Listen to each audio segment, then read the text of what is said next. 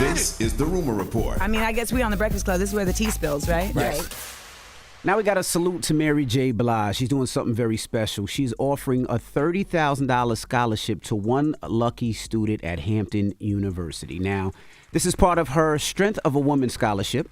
It's an initiative for eligible students. They must self-identify as a female, be a current college sophomore, undergraduate with a minimum of a 2.5 GPA, and also be pursuing a degree in business administration, marketing, arts, finance, or creative design.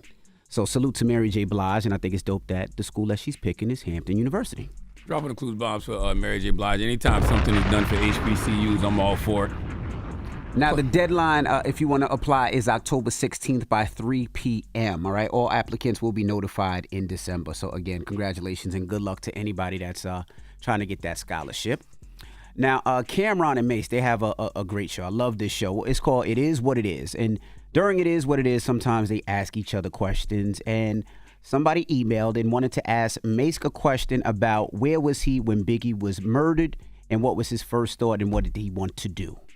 The night that Biggie Small died, where were you and what did you do in the aftermath right after Biggie Small died? Well, people, that sounds like a Keefy D question. No, they didn't say you was involved. They wanted to... Yeah. I was actually in a hotel with a young lady. And when you heard this information, what was your next actions? I actually was trapped in a hotel. Now I want to ask the question. What do you mean trapped? It was about 70 or so bloods in the hallway. I couldn't even leave my room. Why would it be 70 bloods in your hallway after Biggie Smalls died? After Big got killed, they was probably looking for more bad boy artists, and I couldn't even leave the room till Gene Dill, the officer had to come get me. That's up. Sorry. I was left in LA, and from that day I always said, you know what, I'm out of here. Damn. That's a story you never heard. You heard so many Never. stories from that night. I never heard that one. I didn't even know Mace was out there. Nah, never at all. Now, also, they talk about the song Oh Boy, which was a Cameron record. Now, fun fact, when I was doing my album back then, we got offered that record. And Ain't nobody offered you that record. It's a true story. When I was signed to Desert Storm, yeah, and the money that Cameron wanted for me to purchase the record in the production at the time, of course, we didn't have huge budgets, so we couldn't take it. But I always thought the record was a hit, and it turned out to be a hit. But this is him talking about the record and why Just Blaze and Jay were mad about it. Just give you a great example of Marshawn Lynch and Russell Wilson and me and Just Blaze relationship. I think it's the same.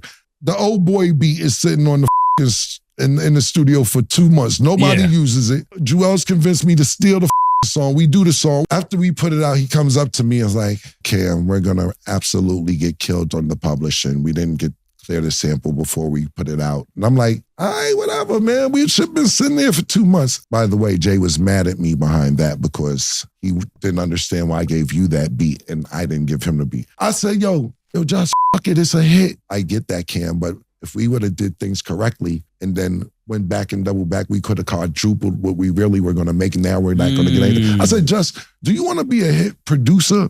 He said, not actually. My dream is Wall Street and to have restaurants around. Get the out my face, bro. So that was the story of Oh Boy and Just Blaze. All right, and that is your rumor report.